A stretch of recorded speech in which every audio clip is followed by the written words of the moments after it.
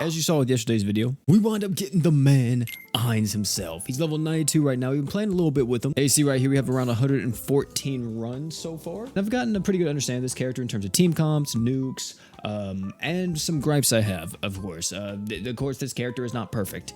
Some people like to say this character is bad, which, if you're one of those people, shut up.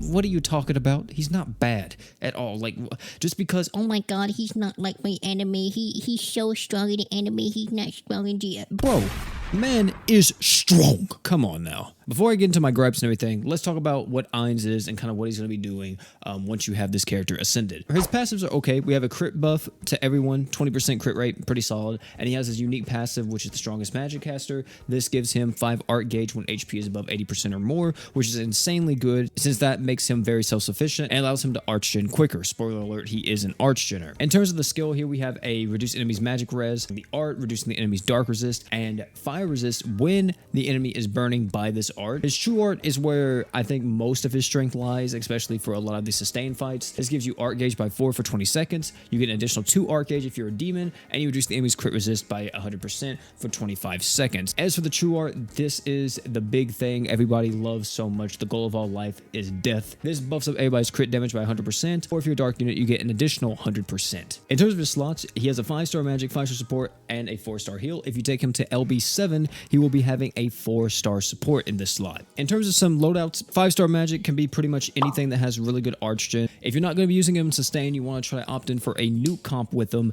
you can use something like Beatrice's Crown. This came out during the last ReZero crossover. If you don't want to opt in for that, you can go with either something else that gives you more damage or go with a magic res down. There's the 5-star support. If you're doing sustain stuff, you already know. AoE arch gen items, any of them that you got, just use them. If you unfortunately do not have an AoE arch gen item, any single target arch gen item like Magic Seal Mask or Lesser Demon Heart will be great too. If you're nuking with him, however, you can opt in for a type 0 like usual. This is kind of bland though, because what you really want to use if you want to use him for his super art is use something like Axis, since this gives you 100 art gauge instantly and it gives you arch damage as well. I personally like Necrolus. This heals everybody's HP by 25% and it gives you 20 art gauge since you're a demon, which is very nice. Also, it gives Ainz the passive of being able to have 100% blind and curse resist, which is just also amazing. If you don't have this though, because this is a very old equip, you can use something like Keratos or Flower Cane. Any type of burst heal or cleanse item will be fine. If you're using a 4-star support in this slot, if you take them all the way up to LB7,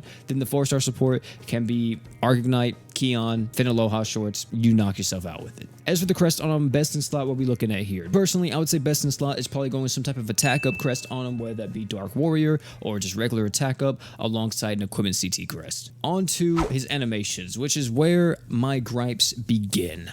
Now, it's not because I don't like his animations. I think his animations are kind of okay from what I've seen so far. So we have his attack skill here.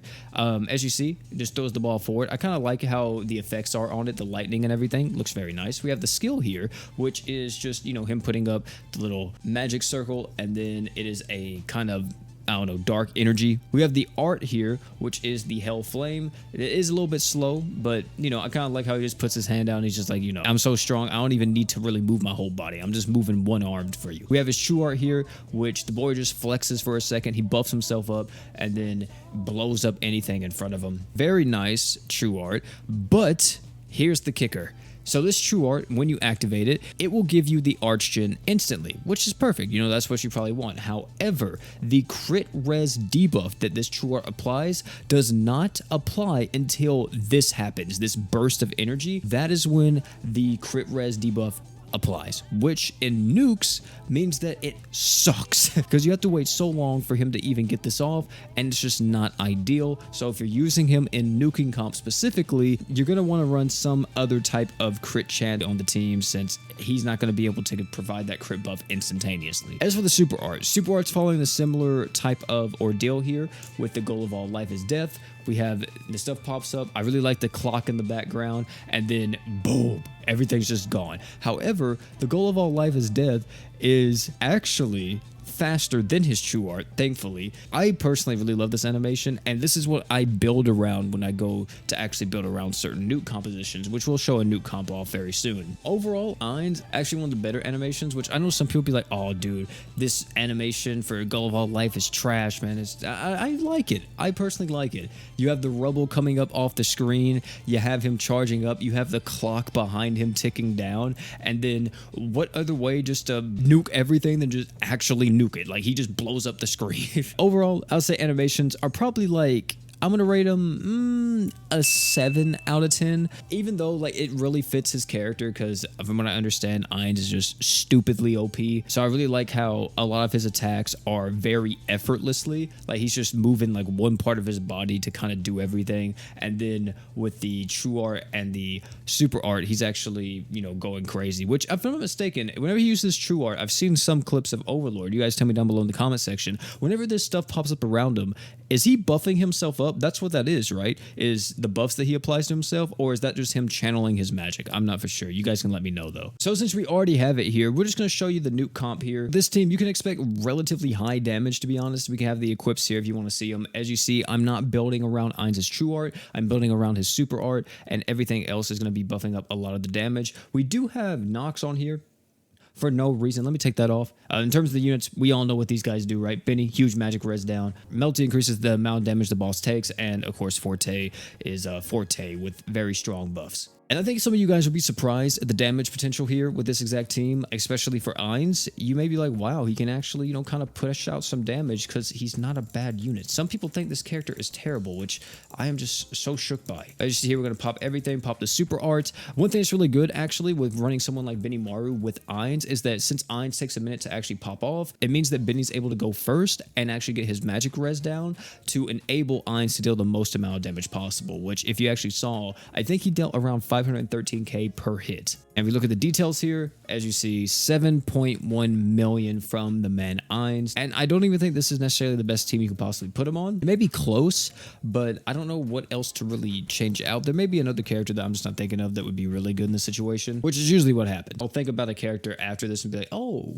yeah, that'll probably be a little bit better. Now, if you wanted to use him as a nuker in more of an actual like piece of content, let's say the newest event fight, right? Especially EX right here. If you wanted to use him as a nuker in this, you would have to switch it up a little bit. You'd have to go a lot more floor clearing items, which let's just do that real quick. You could probably make an AI set for your team to really make sure this works. Let's just see. We have this on auto right now. It's going to pop off. We're going to get damage. It's going to go down to the next phase, which thankfully this fight is only 2 stages. So the only thing here that I'm worried about is actually we won't have enough art gauge for Ainz, which is possibly a problem. Oh, never mind. There it is.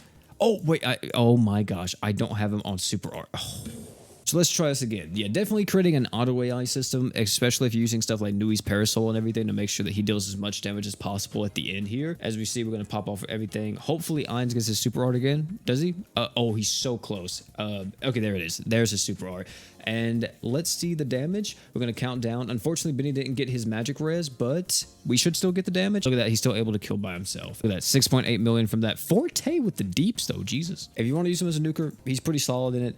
As long as you have enough archgen, you need at least, I would say 250.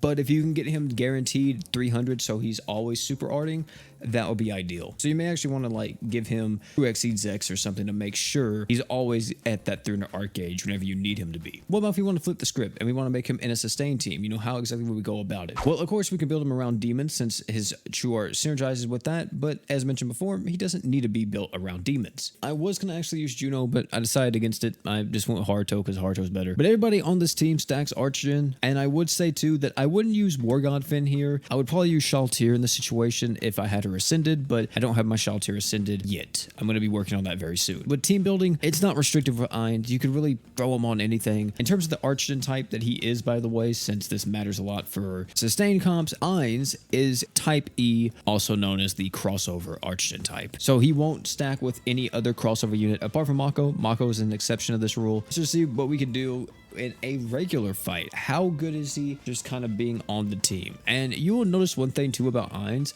is that he's very damage oriented. And I personally believe that you can use him as more of this character that is my main arch gener, but I feel like you could also use him as kind of more of a flex unit that if you want some extra damage and stuff, you could just throw him on the team. Since the man has crazy, and I mean crazy buffs for everyone. As you see, everybody's art gauge is gonna oh, this is dumb. This is dumb. I just now realized, not only is this dumb, but this is insanely stupid for War God Finn, since we're gonna be able to crit Emmy 24/7 due to the fact that we have 100% crit resist down, and we're going to be having the 100% crit rate up for Morgod Finn himself. Oh my gosh, the arch gen. Holy. We're going to just do goal of all life is death again, bro, because why not? Like, why not? Like, oh my gosh. Pop the true art again to make sure we have the buffs up and everything. Pop this, pop that, and then pop this as well. Get everybody's crit rate going, and we are setting so good. Wait, who's targeted right now? Is it War God Finn? I'm pretty sure it's War God Finn. Let me put that on him. Pretty sure as soon as Emmy gets out of her little thing here. Oh, I think, wait, is he dead? He's dead, right? Oh, he's alive. Never mind. I forgot. Blessed Necklace OP. Holy, Ainz just melted this girl.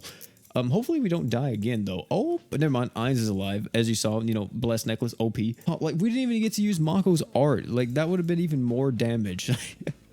Holy dude, what a devastating duo against any boss that has crit res, right? I mean, you could do this with a character like 100% crit rate. An example would be Shaltir with her 100% crit rate passively, and then using Ainz's 100% crit resist down to enable you to crit bosses that have, you know, crit resist. As we see there, some pretty solid stuff. And if we look at the details here, we should see, wow, I am somewhat impressed. As you saw, like that's just dumb, you know, and just because how dumb it is, we gotta oh, we gotta try something. I took off the War God Finn because this boss actually has resistances to earth units and stuff, so it's not really going to be that big of a deal. But with a character like Benimaru, it's going to be able to buff up Ainz's damage, and we're going to be able to see how much deeps he actually has. And with Mako and Haruto too, we have a really good like damage rotation that we can do, so I think it's going to be fine in the end. Pop Mako's art here to get the damage res down. I'm going to pop this, go into the super art, and pop the true art again from Benimaru. Hopefully he burns right here. There's the burn, and we should see some big damage from the man Ainz. Yeah, 700k per hit right there. I couldn't tell what it was.